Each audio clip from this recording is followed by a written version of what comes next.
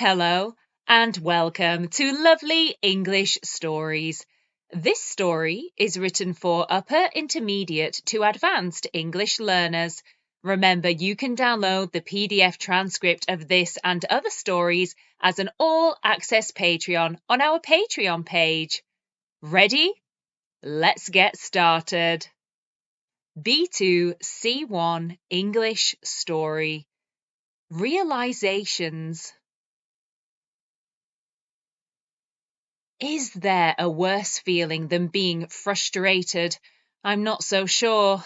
Of course, there is heartbreak, anxiety, nervousness, and feelings brought on by addictive tendencies. But to be frustrated is definitely up there with one of the most unpleasant feelings for me. I can't abide it, and yet it's there constantly, lingering in the background like a nauseating smell. I find myself stifling yawns, trying not to roll my eyes, and I hold back what I really want to say to try and pacify others. How do I deal with this frustration, and where did it come from in the first place? I decided to take a week off from work and booked myself onto a campsite. I wasn't camping, but staying in a caravan. It had wonderful views over the neighbouring bay and was the perfect location to rectify my feelings of frustration. I spent many hours sat on the caravan's decking in a deck chair, with my hot cup of tea and a few biscuits, taking deep breaths as I watched the waves below slowly lap on the shoreline. I listened to people shout after their dogs, and the dogs yelp with joy. I watched runners try to beat their own personal records by racing up and down the sandy beach. I admired the sunset, and on one day when I couldn't sleep, I gazed at the sunrise from the opposite direction. It was nothing short of wonderful.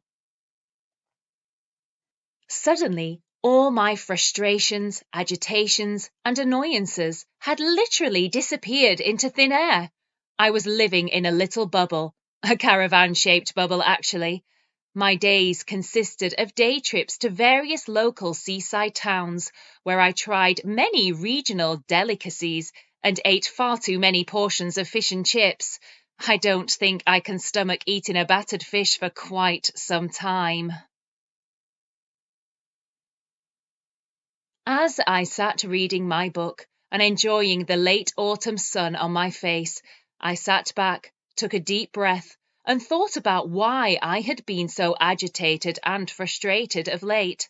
I thought through various aspects of my life until the feeling was triggered within me again. I thought about my friends, my pets, my home, the supermarket, my hobbies, the books I'd read, the place I worked, my commute, my passions, and the TV shows I watched. I realised that any time I thought of my job or anyone who worked there, I suddenly felt something bubbling up inside me. It wasn't that the people I worked with weren't nice, quite the opposite. In fact, they were some of the loveliest people I had ever met. So, what was the problem? I decided to put on my chunky winter coat and went for a stroll along the beach. The autumn breeze was starting to pick up. It was quite nippy down there. I love the wind, and any chance to be out in it gives me quite a thrill. Of course, it can be dangerous, and I would never go to the beach in gale force winds. But on this particular day, it was merely a light breeze, and so all was well.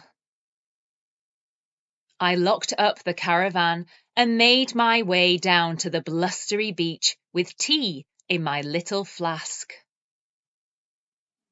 I took long, deep breaths again, savouring the fresh air. I felt like with every breath I was somehow cleansing myself and clearing my troubled mind. The walk down to the beach was quite steep, which is always fine on the way down, but more difficult on the way back up. I tried not to focus on that, and instead focused on the waves until my feet hit the lovely, soft sand.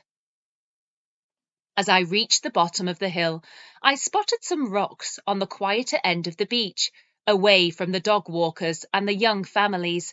Chilly weather doesn't stop British families from enjoying the beach.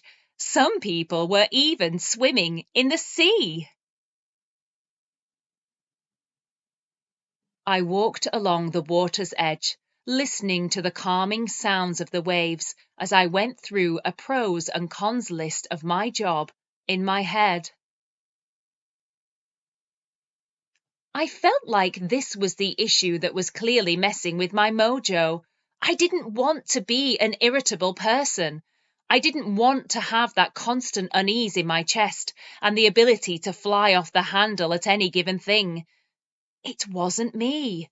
I needed to figure out what was causing it and put a stop to it, and quickly. As I had already established, the people I worked with were lovely, kind, and considerate. The company I worked for had lots of wonderful benefits and a generous holiday allowance. My job was somewhat satisfying, and I was good at it. So, what was wrong? I realised that I was lucky to have the job I had, but it was not something that set my soul on fire. If anything, it was quite the opposite. The thought of having to go back and work full-time in a grim, grey office sent my heart into a tizzy. I realised that I had become too comfortable in the role, and that's why I was getting snappy. When it came down to it, I was bored. All my life, I have been the type of person who likes to challenge themselves, but over the last year or two, I had become incredibly complacent, and this was the source of my problems. I had to get myself motivated again. I had to give myself targets to work towards, and if work was getting dull, then it was up to me to do something about it. As I reached the rocks on the beach, I felt a little lighter. I decided I would speak to my manager and look into the possibility of applying for a secondment within the same company. I had to start learning new skills again. The problem was, I still felt frustrated. I racked my brain to try and figure out what the other issue could be. Then it hit me like a ton of bricks. A year ago, my sister came to visit me, and we had a fallout. It was just over something minor, but we hadn't really spoken since. I got teary as I sat on the rock and realised that I missed her and the fun we had together. The silly argument had escalated unnecessarily. Being quite a stubborn person like my sister, I knew it would be hard for me, but I had to call her and make amends. All this time, I had remained frustrated, but it had come out in other ways. I put it down to something in my everyday life, but the reality was it was much deeper than that. I thought the disagreement with my sister didn't affect me that much, but apparently it had. I was bored at work, but that didn't excuse why I felt so off it the rest of the time.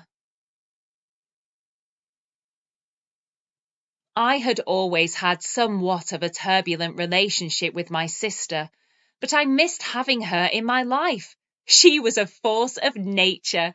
She was wild yet sensitive. She was grounded yet aloof. She was everything I wasn't. We were chalk and cheese growing up, but I had always admired her. I decided that I would put the past behind me, and I would call her as soon as I got back to the caravan that night. Enough was enough. We couldn't continue acting like this. We were grown women. My parents had already tried to intervene, but we had to do it ourselves. when we were ready. I leaned back on the rock and suddenly felt relief rush to my eyes. Tears flowed down my cheeks, not from sadness, but from relief. Now I had finally figured out what was wrong, and I could put it to bed. I had a plan, and now I had to put that plan into action. Sometimes it takes getting away from it all to help you realize what you need to get back to. And for me, it was my sister. We hope you enjoyed this lovely English story. Thank you for stopping by. Don't forget to like, subscribe, and share. And if you'd like the PDF transcript of this and other stories, you can join our Patreon page as an all-access Patreon today. See you soon!